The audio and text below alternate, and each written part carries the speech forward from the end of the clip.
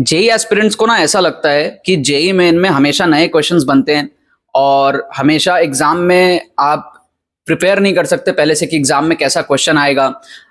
ये एक mindset over the years teachers के द्वारा बैठाया गया है कि आईआईटी जेई में, जेई मेन में और जितने कॉम्पिटिटिव एग्जाम्स होते हैं इसमें क्या क्वेश्चन आएगा ये आपको उस दिन ही पता चलेगा।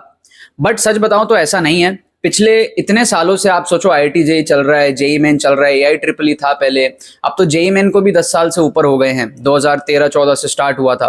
तो आप सोचो इतने सालों में, ठीक है, क्या थ्योरी बढ़ी है ना? लास्ट 30 सालों में क्या बहुत ज्यादा सिलेबस ऐड हुआ है? उल्टा सिलेबस कम ही होता है इन रिसेंट ईयर्स हम देखते हैं। तो इसका मतलब जितनी मेजर डिस्कवरीज जो आप पढ़ते हो वो होनी थी, वो पहले हो चुकी थी और उसके बेस पे जो थ्योरीज थी, जैसे कि एटॉमिक स्ट्रक्चर 10 साल पहले भी पढ़ते थे, बोर मॉडल 10 साल पहले भी पढ़ते थे, जो आज भी वही पढ़ रहे हैं। इसका मतलब इन द रीसेंट 20-30 ईयर्स आपके चैप्टर्स और कंटेंट ज्यादा चेंजेस नहीं हुए हैं, बहुत ज्यादा कुछ ऐड नहीं हुआ है। और शुरू शुरू में क्या होता था, जब 1990s में सवाल आते थे, 2000 में सवाल आते थे, तो ये सारी एग्जाम्स जो है वो उभर रहे थे उस टाइम पे, तो सच में ऐसा होता था कि नए क्वेश्चंस उस टाइम पे देखने को मिलते थे। बट अब इतने सालों में इतने सारे पेपर्स हो गए हैं, ऊपर से आप सोचो रिसेंट ईयर्स में तो इतने सारे शिफ्ट्स होते हैं। पहले एक ही एग्जाम होता था जेई मेन का हर साल, फिर इतने सारे शिफ्ट्स होने लगे और फिर 2 एग्जाम होने लगा, बीच बीच में कोविड के टाइम पे 4 एग्जाम भी हुए थे। तो इतने सारे पेपर्स और इतने सारे पीवाईक्यूज बनने लग गए आपके कि अब नया क्वेश्चन पूछना बहुत मुश्किल हो जाता है एनटीए के लिए या जो भी ऑर्गेनाइजिंग बॉडी है उसके लिए। तो वहां पर क्या होता है ना, आप देखोगे वो कितना भी नया बनाने का ट्राई कर ले, वो कहीं ना कहीं सिमिलर बन जाता है पिछले पीवाईक्यूज से, और कई बार तो सिमिलर कॉन्सेप्ट ही उठा दिया जाता है या फिर सिमिलर ही एग्जैक्ट क्वेश्चन थोड़े नंबर्स को चेंज करके पूछ लिए जाते हैं। ठीक है, सो अगर आप जेई 2026 के लिए प्रिपेयर कर रहे हो तो आपको कैसे प्रिपेयर करना है और पीवाईक्यूज की क्या महत्व होती है। जितना इंपॉर्टेंस आपके सिलेबस कवरेज का है उतना ही इंपॉर्टेंस आपके पीवाईक्यूज का भी है।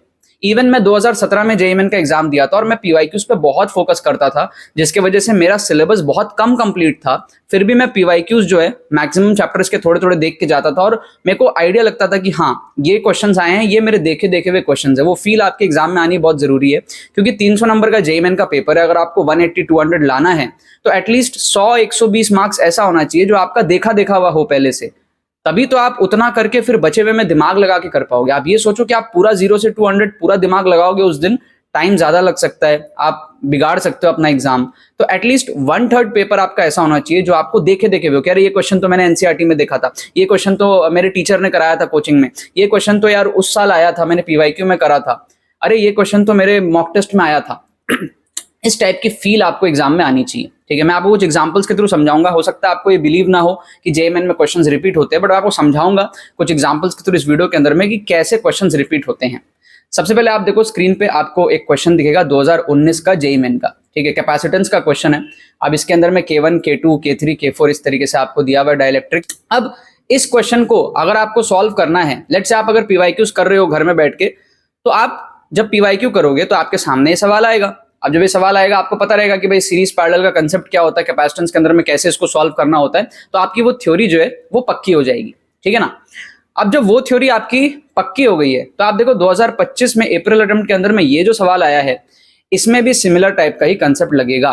ठीक है, 2 हमारे पास में फिगर्स दिए हुए हैं और एप्सिलॉन 1 एप्सिलॉन 2 डाइलेक्ट्रिक्स है और आपको C1/C2 कैपेसिटेंसेस का रेशियो बताना है। ठीक है, तो अगर आपने एक 2019 वाला क्वेश्चन घर में कर लिया जो जेईएमएन में ही आया था, तो ये 2025 वाला क्वेश्चन आपके लिए इजी हो जाएगा कि आप उस एरिया को कवर कर चुके हो।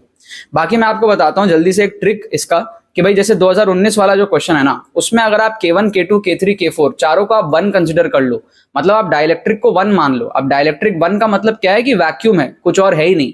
ठीक है, तो इसका मतलब हमारे पास में क्या हो जाएगा, फाइनल आंसर जो आएगा K का वो भी 1 आएगा, है ना, क्योंकि कुछ चेंज किया ही नहीं ना टेक्निकली। हमारा एप्सिलॉन नॉट A/D जो आता है कैपेसिटेंस में वही आएगा।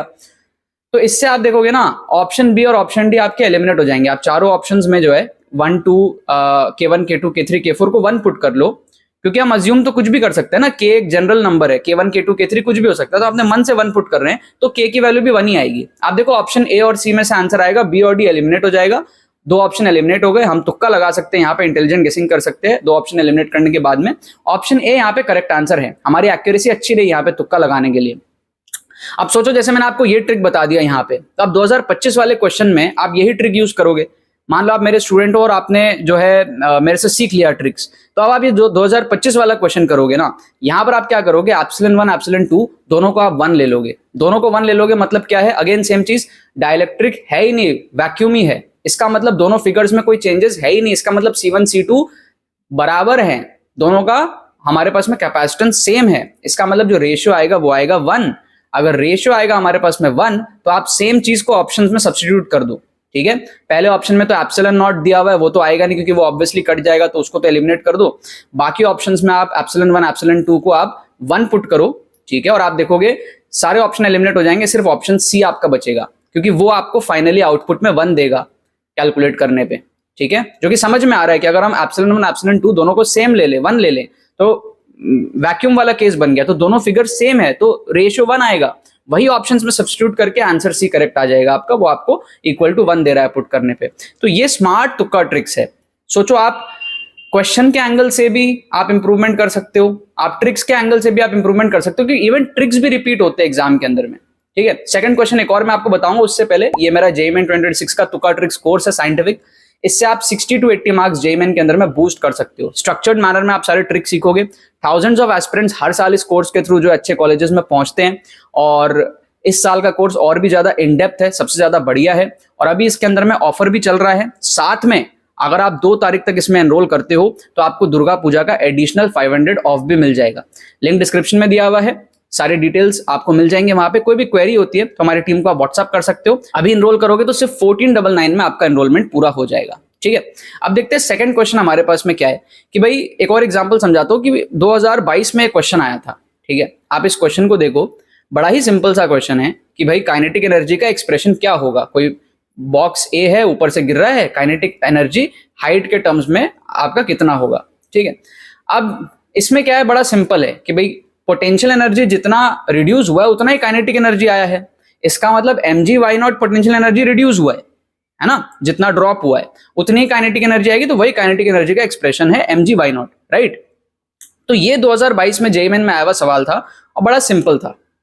अगर आपने इसको PYQ कर लिया घर में बैठे बैठे सपोज, तो आपका ये एरिया कवर हो गया ना, इस टाइप का क्वेश्चन कवर हो गया कि हाँ हाइट से फेंका है तो पोटेंशियल एनर्जी जितनी घटी है उतनी काइनेटिक एनर्जी बिल्ड हुई है, इतना आपको समझ आ गया।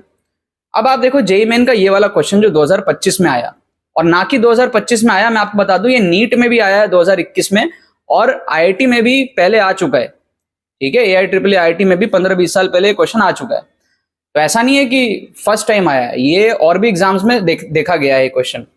अब इसमें भी देखो सेम कंसेप्ट लग रहा है। क्या कंसेप्ट लग रहा है, आप ऊपर से पार्टिकल को थ्रो किया है किसी हाइट पर, जो रेशियो है काइनेटिक और पोटेंशियल का दैट इज 3:1, ठीक है। अब इसमें स्पीड बताना है उस मोमेंट पे, और हमको जो है उस मोमेंट पे कितनी हाइट होगी ये बताना है।